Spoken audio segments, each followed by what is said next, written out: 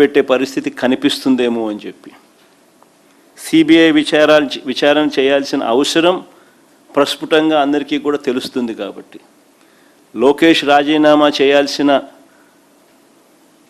అవసరం ప్రతి ఒక్కరికి కూడా తేటతెల్లంగా కనిపిస్తుంది. కాబట్టి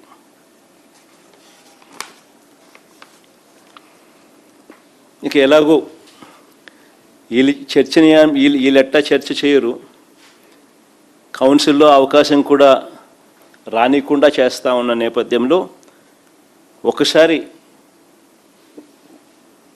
నాణ్యానికి ఇటువైపున ఎందుకు లోకేష్ అనే వ్యక్తి రాజీనామా చేయాల్సిన అవసరం ఉంది? ఎడ్యుకేషన్ మంత్రిగా ఉన్నాడు కాబట్టి ఎందుకు సిబిఐ ఎంక్వైరీ అవసరం ఉంది ఈ సబ్జెక్ట్ మీద అన్న వివరాలు లేక ఒకసారి వెళ్దాం. పాయింట్ నెంబర్ 1 క్లుప్తంగా పాయింట్ల ప్రకారమే పోదాం, క్లుప్తంగా చెప్తాను పాయింట్ల ప్రకారమే. పాయింట్ నెంబర్ 1, డిఎస్సి పరీక్షల ప్రశ్నల తయారీ.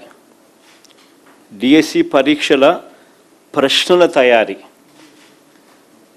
ఒక అంశం, పరీక్ష నిర్వహణ అన్నది రెండో అంశం. ఈ రెండు కూడా ఒకే అధికారి చేతిలో పెట్టినట్టు లోకేష్ స్వయంగా యాక్సెప్ట్ చేస్తాడు. అసెంబ్లీలోనే యాక్సెప్ట్ చేయడమే కాకుండా తప్పేముంది అంటూ దబాయించినాడు. తప్పేముంది అని అంటూ ఏకంగా దబాయించినాడు. ఒకసారి ఆయన అన్న మాటలు కూడా ఒకసారి ప్లే చేద్దాం, ఒకసారి వినండి ఒకసారి అందరూ కూడా. ప్లే చేయమా ఒకసారి. ప్రభుత్వ ఉద్యోగం ఇచ్చిన ఘనత ప్రజాప్రభుత్వం అధ్యక్ష.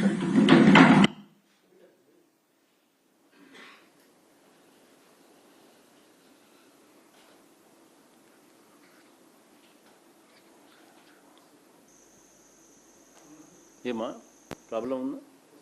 నిజమండి, పివి సింధు గారికి ప్రభుత్వ ఉద్యోగం ఇచ్చిన ఘనత ప్రజాప్రభుత్వం అధ్యక్ష. మీరు సెట్ చేసుకోండి. అంత లోపల డిఎస్సి పరీక్షలకు అవసరమైన ప్రశ్నల తయారీ అనేది ఎస్సీఈఆర్టీ డైరెక్టర్ బాధ్యత.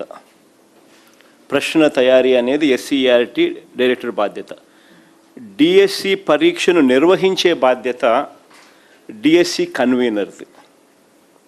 ఈ రెండు ఒకే వ్యక్తికి ద్వారా జరిపిస్తే పారదర్శకతకు పాతర వేసినట్టు అవుతుంది, లీకేజీకి స్వయంగా ద్వారాలు తెరిచినట్టు అవుతుంది.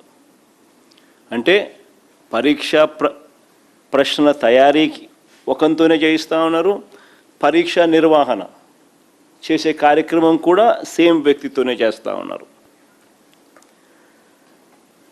ఏపీడిఎస్సి నియామకాల చరిత్రలోని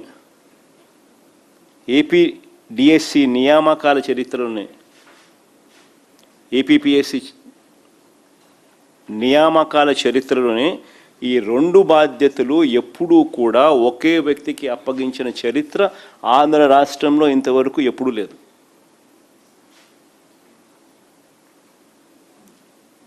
ఎందుకు ఆ రకంగా చేస్తారు అని అంటే దానికి కారణం ప్రశ్నలు తయారీ చేసే వ్యవస్థకు పరీక్ష నిర్వహించే వ్యవస్థకు మధ్య ఉండాల్సిన చెక్స్ అండ్ బ్యాలెన్సెస్ తొలగిపోతాయి. కాబట్టి ఒకసారి ఆయన అన్న మాటలు ఒకసారి వీళ్ళు రెడీగా ఉన్నట్టున్నారు, ఒకసారి ప్లే చేసి ఒకసారి వినండి ఒకసారి.